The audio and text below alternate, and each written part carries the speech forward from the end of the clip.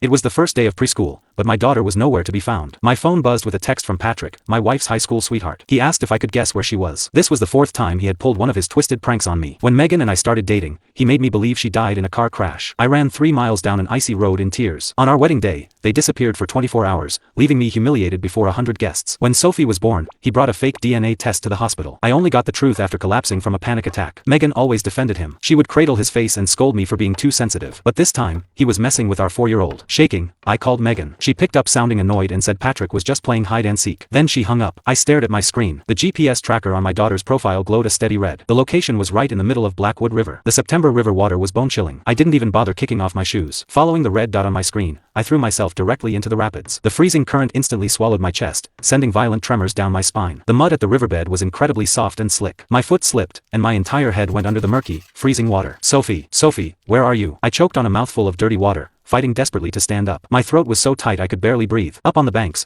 people were shouting about a man jumping into the river. I could see the flashes of phone cameras pointing at me. I didn't care about any of it. My mind was consumed by the image of Sophie's bright smile when we left the house this morning. She was terrified of water. I usually had to spend half an hour just coaxing her into the bathtub. There was no way in hell she would willingly go near a rushing river. I bent over, plunging my bare hands into the freezing current, dragging my fingers through the rotting sludge. My fingernails tore against sharp rocks, but I couldn't feel the pain. The blood welling from my fingers was instantly washed away by the current. Suddenly, my fingertips brushed against something soft. My heart violently contracted. I gripped the object with both hands and tore it out of the heavy mud. It was Sophie's pink strawberry backpack. The fabric was completely waterlogged, making it as heavy as a brick. My hands shook uncontrollably as I ripped the zipper open. My daughter wasn't inside. There was only a soggy, ruined coloring book. Sophie, I screamed at the top of my lungs at the empty river. My vocal cords tore, making me sound like a dying animal. There was nothing on the surface but floating dead leaves and garbage. Fear wrapped its icy fingers around my throat, squeezing tighter and tighter. I pulled my soaking wet phone from my pocket and dialed Patrick's number. It rang for nearly a full minute before he finally picked up. Patrick, where is my daughter? Where the hell is she? The line went dead silent for a second. Then, a lazy, arrogant chuckle filtered through the speaker. It's hide and seek, man. You have to find a good hiding spot. Are you out of your psychotic mind? You don't play games with a child's life. My entire body was convulsing. I couldn't tell if it was from the freezing water or the blinding rage. Stop yelling. I'll text you the address. Come find us yourself. My phone chimed. A location pin for a luxury downtown hotel popped up on the screen. My knuckles turned completely white as I gripped the steering wheel, pressing the gas pedal straight to the floor. 20 minutes later, I kicked open the door to room 8012. Sophie. I charged into the room with bloodshot eyes. The main lights were off, the blackout curtains drawn tight. The only illumination came from a dim, amber bedside lamp. Clothes were scattered across the carpet. A man's dress shirt was heavily tangled in a woman's silk slip dress. On the bed, Megan was frantically pulling the heavy duvet up to cover her bare chest. Patrick was leaning against the headboard, completely shirtless. There were fresh, faint red scratch marks trailing down his neck. When Megan saw me standing there, dripping muddy river water onto the expensive carpet,